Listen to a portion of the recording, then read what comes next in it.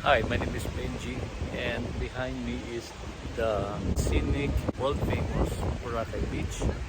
And nandito ako ngayon para ibahagi sa inyo ang kabutihan ng ating Panginoon, how good God is, and how He allowed me to be in this beautiful place, to be able to commune with nature, and experience once more God's goodness, God's wonderful creation, such like this, which reminds me of Genesis 3:20 verse that says, God so loved the world, He gave His only begotten Son, that whoever believes in Him shall not perish, but have eternal life.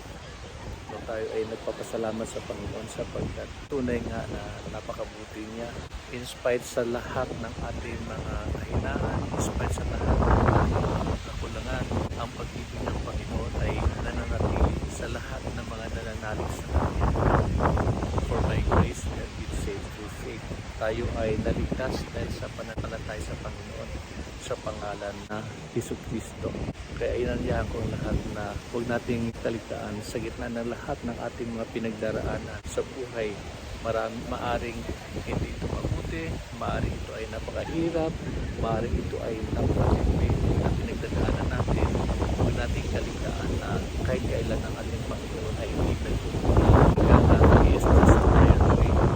Isang panalangin lamang ang kanyang hinihintay mula sa atin. Pag tayo nananalangin, pag tayo ay lumalapit sa Panginoon, just sa lahat ng ating mga panalangin at tugunin ang ating panalangin ayon sa kanyang kaparaanan at ayon sa kanyang kapanahunan. Ang mahalaga lamang ay matuto tayo manalig sa Kanya. Hindi po tayo maghinawang kumapit sa Kanya sapagkat kahit kailan hindi rin tayo pababayaan ng ating mahal na Panginoon. So yun lamang po ang aking mensahe para sa lahat ng ating mga tagapanood mula dito sa Boracay. Nawa, tayo ay patuloy na manalig sa Kanya. Tayo manalangin. Mahal na Panginoon, kami po ay nagpapasalamat sa iyong kabutihan.